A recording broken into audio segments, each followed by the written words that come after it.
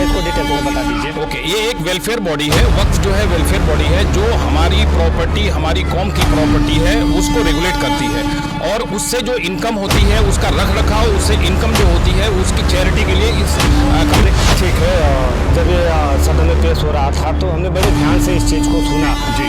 अमित शाह जी जब ये विधेयक पेश कर रहे थे तो उन्होंने बड़े क्लियर शब्द में बोला कि इसमें गैर मुस्लिम लोगों को शामिल नहीं किया जाएगा। सरकार तो ये भी बातें कर रही है ना, तो थोड़ा सा फैक्ट क्लियर हो तो बात करने में ज़्यादा मजा आएगा। जब अमित शाह जी ने क्लियर बताया कि इसमें गैर मुस्लिम या गैर मुस्लिम समाज के लोग नहीं शामिल किए जाएंगे, तो जो मुस्लिम समाज से लोग होंगे उनको तो जानकारी इस बारे में अच्छे से होगी, जो वक्फ के बारे में जानकारी रखेंगे। सरकार का ये कहना है कि हम वक्फ बोर्ड में पारदर्शिता लाने के लिए, जैसे वक्फ में एक चीज़ ये चलती है, शायद ये कितना सही कितना गलत है कि अगर वक्फ ने ये बोल दिया कि ये ज़मीनें हमारी हैं या वक्फ की ज़मीनें हैं, तो ये साबित करने के लिए सामने वाले को आना पड़ता है। वो गवर्नमेंट को जवाबदेह भी रहेगा। अगर वो गवर्नमेंट को कोई चीज़ बोलती है तो पर्टिकुलर चीज़ वो लागू करेगा, तो कंट्रोल जो है वक्फ बोर्ड का वहाँ खत्म हो जाता है जब नोडल ऑफिसर हो गया। या मान लो कलेक्टर, जैसे अभी कलेक्टर के बदले में नोडल ऑफिसर कौन है? वो ऑल इंडिया सर्विस का ही अधिकारी रहेगा। वो गवर्नमेंट जो बोलेगी, बिकॉज उसने तो गवर्नमेंट के हिसाब से ही काम करना है और गवर्नमेंट को ही रिपोर्ट करना है।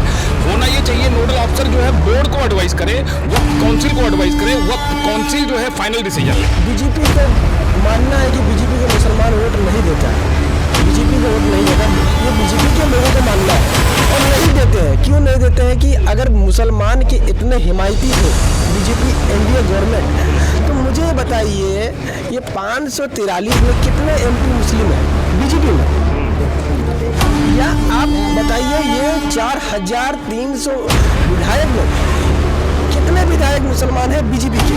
अगर मुसलमान के बारे में सोच रही है बीजेपी पार्टी। हाल ही में देश के अंदर एक कानून विधेयक पास किया गया, बाद में उसके बाद वो कानून बन गया है, लेकिन उसका विरोध और पक्ष दोनों चालू है देश के अंदर। तो मैं मौजूद हूँ वापी के अंदर और वापी में कुछ लोग हैं हमारे साथ में, खास समुदाय मुस्लिम समुदाय से लोग हैं। देश के अंदर एक कानून पास हुआ है वक्फ बोर्ड को लेके, और जिसमें ये सरकार अपना पक्ष रखते हुए कहती है कि इसमें पारदर्शिता लाने के लिए हम इस तरह का कानून पास कर रहे हैं जिसमें वक्फ किसी भी चीज़ की किसी भी ज़मीन को या वक्फ एक तरह से देखा जाए तो उसको दान बोल सकते हैं, ऐसा ही कुछ है ना, क्योंकि ज़्यादा जानकारी आप लोगों को होगी। तो अब जो दान की चीज़ें हैं वो हम खुद की चीज़ें दान कर सकते हैं, कोई किसी की चीज़ को उठा के दान ना कर सके, इस तरह से सरकार का अपना पक्ष है। लेकिन कुछ लोग इसका विरोध भी कर रहे हैं, किस तरीके से कर रहे हैं हम उसको समझने की कोशिश करेंगे। हमें इसके बारे में भी बहुत ज़्यादा जानकारी नहीं, हम आप लोग से समझने की कोशिश करेंगे। सरकार अपना पक्ष रखती है, पारदर्शिता लाने के लिए इस तरह का कानून बनाया गया है। क्या नाम है आपका? अब्दुल वहीद खान जी। देखिए, ऐसा है कि गवर्नमेंट ने इससे पहले भी जो गवर्नमेंट रही है उन्होंने जैसे 1954 का जो वक्फ एक्ट है वो इनेक्ट किया था, और वो पारदर्शिता लाने के लिए ही एक्ट किया था उन्होंने, गवर्नमेंट ने रूल बनाया था और वो सफिशिएंट है। उसके तहत जो है वक्फ काउंसिल का जो है गठन हुआ था। वक्फ काउंसिल जो है, सेंट्रल वक्फ काउंसिल जो है वो वक्फ बोर्ड को डायरेक्शन देती है एंड द गवर्नमेंट को एडवाइस करती है कि भाई इस प्रॉपर्टी को कैसे मुस्लिम लोग अपने फलाह व बहबूद के लिए या चैरिटी के लिए कैसे यूज़ करेंगे। अच्छा, दूसरी बात यह है कि ये जो वक्फ की प्रॉपर्टी है ये हमारे बुजुर्गों की दी हुई प्रॉपर्टी है जो हमसे पहले मर चुके हैं, और उन्होंने वक्फ के नाम जो है इसको कर दिया, मतलब दान कर दिया। उसको दान करने का मतलब ये हो गया कि अब वो हमारी प्रॉपर्टी नहीं रही। एक थोड़ा सा मुझे डिटेल्स में समझाएंगे वक्फ कैसे काम करता है और किस तरह का संस्था है, थोड़ा सा इसको डिटेल्स में बता दीजिए। ओके, ये एक वेलफेयर बॉडी है। वक्फ जो है वेलफेयर बॉडी है जो हमारी प्रॉपर्टी, हमारी कौम की प्रॉपर्टी है, उसको रेगुलेट करती है और उससे जो इनकम होती है, उसका रख रखाव, उससे इनकम जो होती है उसकी चैरिटी के लिए, इस कम्युनिटी के लिए काम करती है। तो प्रॉपर्टी हमारी है, मुसलमानों की प्रॉपर्टी है और मुसलमानों का ही वक्फ बोर्ड है। गवर्नमेंट रेगुलेट कर सकती है, बिल्कुल गवर्नमेंट रेगुलेट करे, कोई दिक्कत नहीं है, लेकिन उस पे जो है कब्जा करने वाली जहां तक बात आती है उसी का विरोध है हमारे यहाँ, जो अभी कम्युनिटी की तरफ से उसी का विरोध है।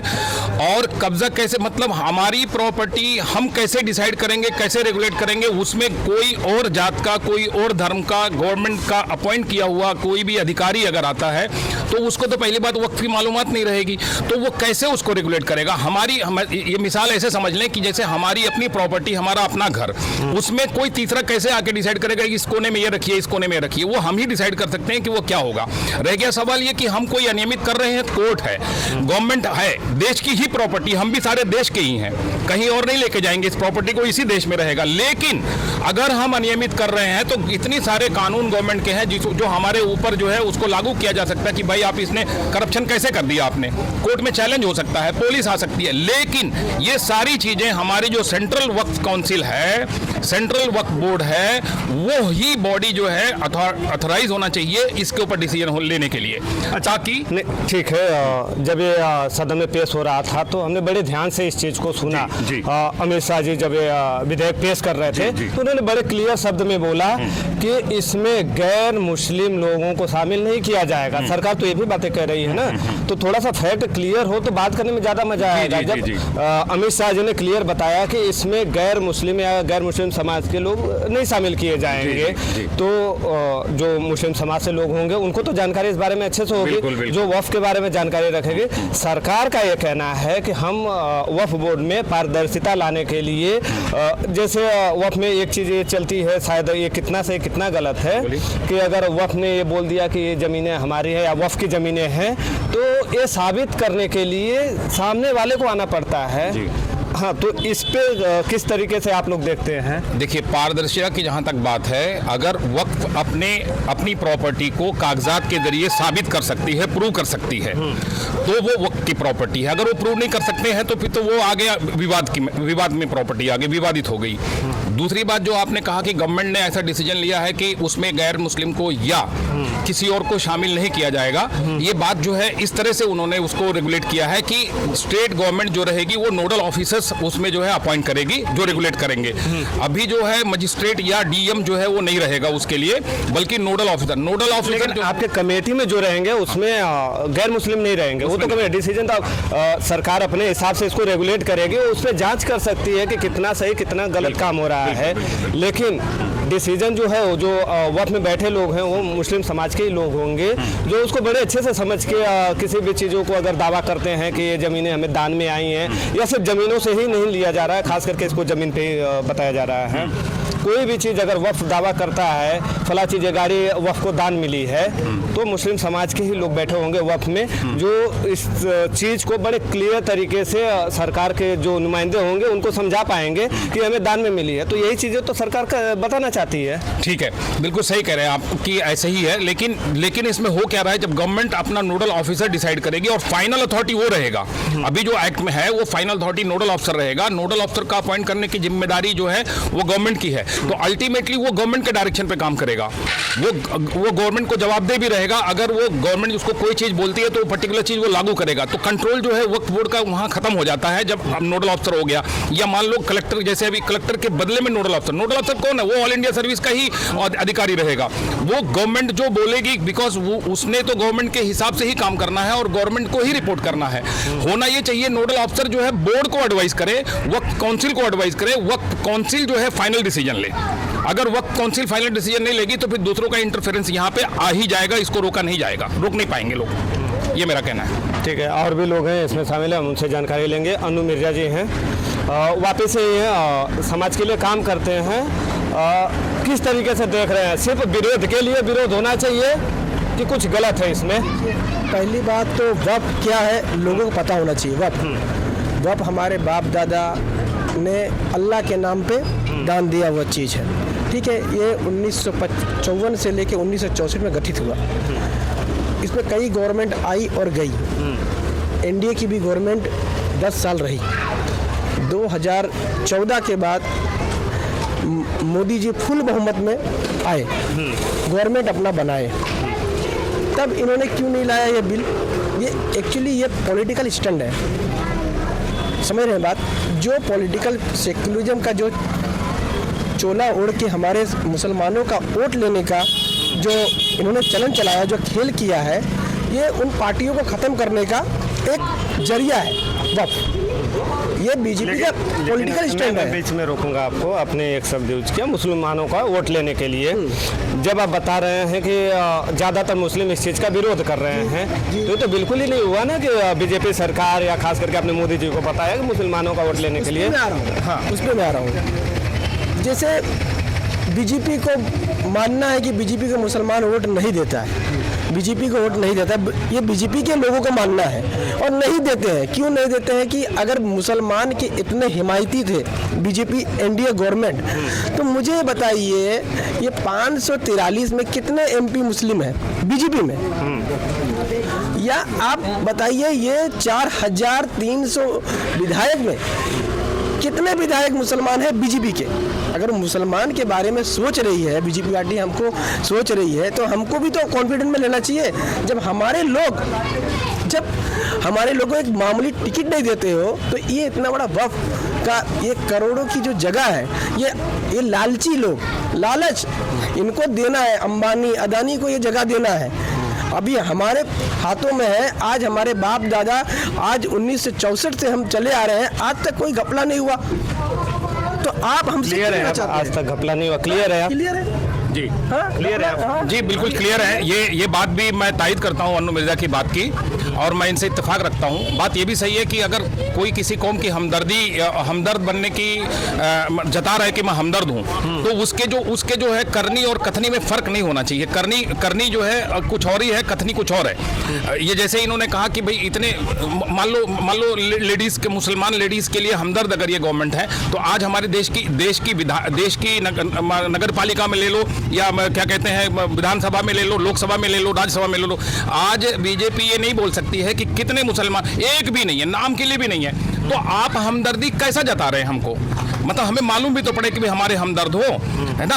तो ये चीज़ें जो है ना, ये चीज़ें हैं जो आदमी को मतलब भरोसा नहीं आ पाता है पूरी तरह से। भरोसा दिलाने के लिए ये सरकार भरोसा नहीं जीत पाई है। कुछ लोग और हैं हमारे साथ में। क्या नाम है भैया आपका?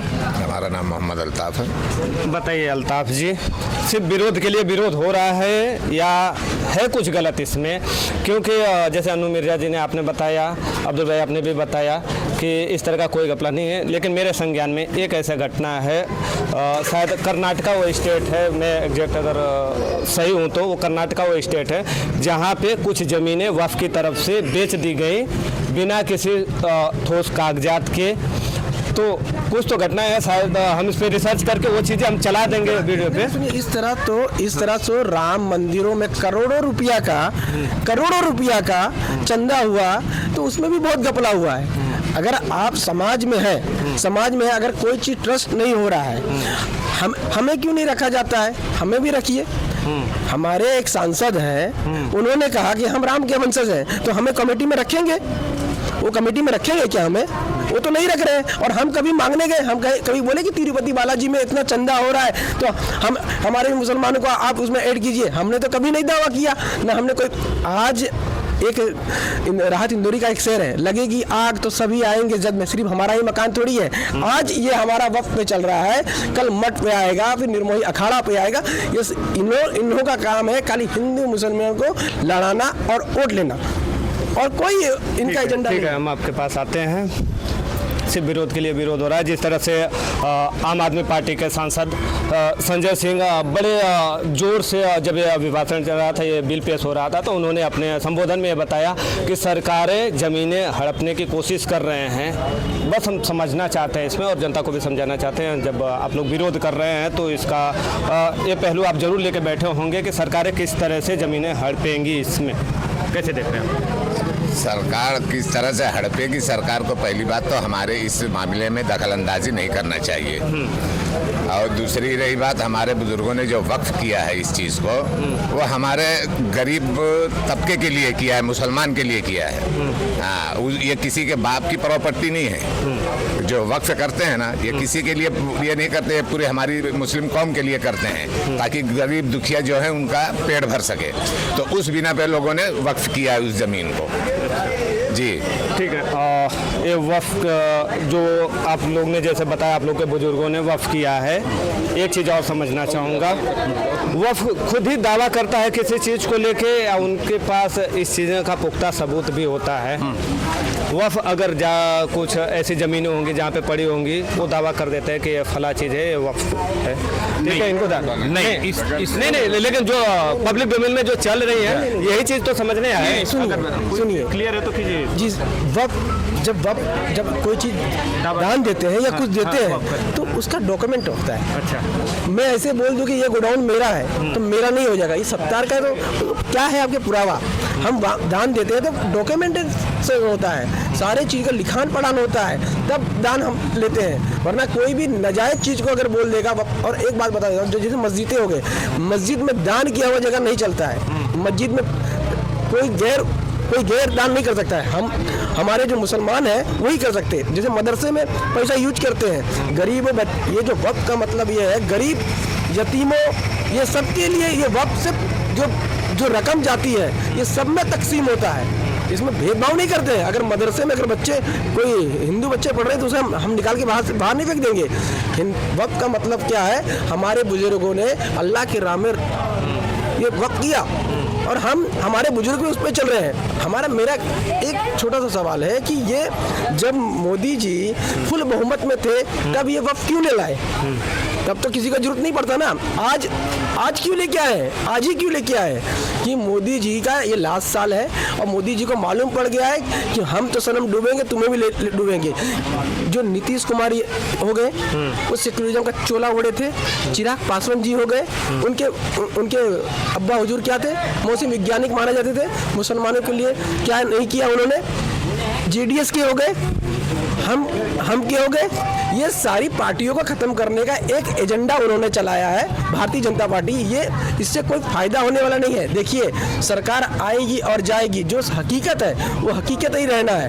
और जब सरकार ये पलटेगी, ये वक्फ बिल रद्द हो गया। जिस तरह नरेंद्र मोदी जी ने कानून लाया था किसान बिल का, आपको ख्याल होगा 700 लोग मरे थे, 700 लोग शहीद, उसको शहीद बोला जाएगा, कत्ल की थी सरकार ने।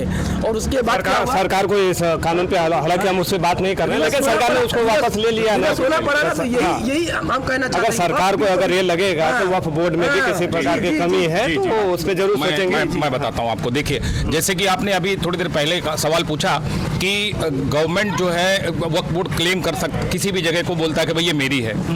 बिल्कुल गलत बात है।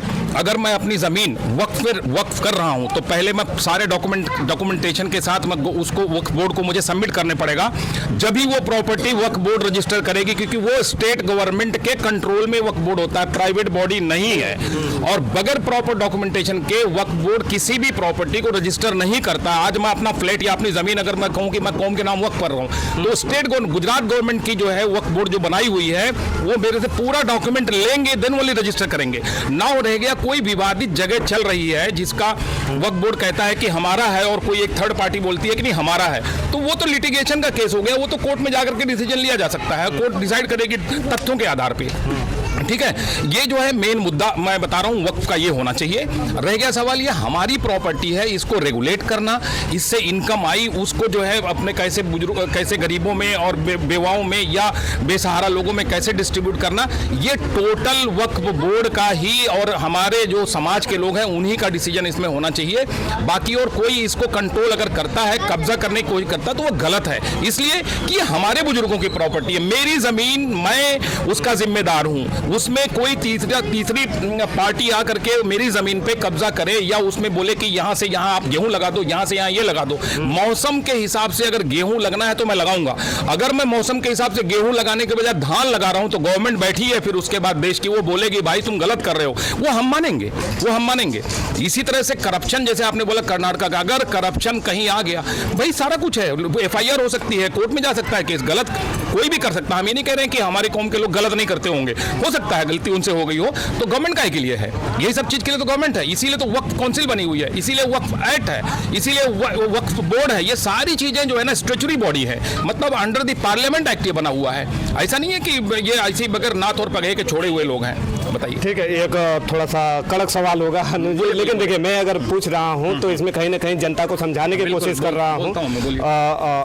जो वक्फ की जो जमीनें, खास करके जमीनों पे ही विवाद है, वक्फ के पास पास इतनी सारी ज़मीनें अगर ये गैर कानूनी तरीके से नहीं है तो वक्फ के पास इतनी ज़मीनें कैसे आ गई?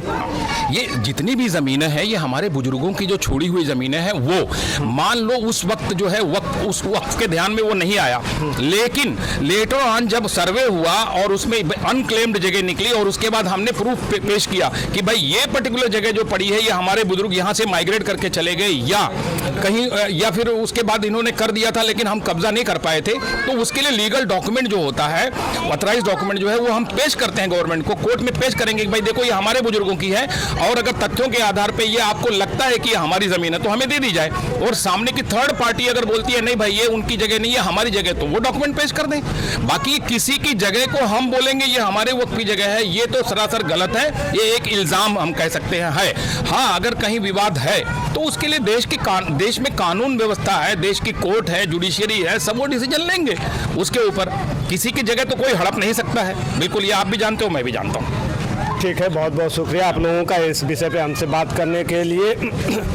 एक विधेयक जो अब बिल पास हो गया है तो अब ये कानून के रूप में दे दिया जाएगा। विरोध जो लोग कर रहे हैं इसे कोर्ट में चैलेंज करने का बात कर रहे हैं, अब इसे कोर्ट में चैलेंज किया जाएगा। इसके बाद क्या कुछ होगा वो जो भी अपडेट होगा हम आपके पास ज़रूर लेके आएंगे। लेकिन बहुत सारे हंगामे के बाद फाइनली ये जो विधेयक था उसे पास कर लिया गया है। विरोध हो रहा है, जोरदार विरोध हो रहा है। AIM के जो अध्यक्ष हैं असदुद्दीन ओवैसी, उन्होंने बिल को क्लियर सदन में ही फाड़ के फेंक दिया था, तो पूरी तरह से किसी ने एक्सेप्ट नहीं किया, खास करके खास समुदाय मुस्लिम समुदाय है वो बिल्कुल ही इस चीज़ को एक्सेप्ट नहीं कर पाई है। आगे क्या कुछ अपडेट होगा इस पर हम आपके पास ज़रूर लेके आएंगे। आपका वक्फ बोर्ड के बारे में या सरकार ने जो बिल लेके आया उस बारे में आपका अपना क्या राय है हमें कमेंट करके ज़रूर बताइए। शुक्रिया, मैं हूँ मनोज चौहान।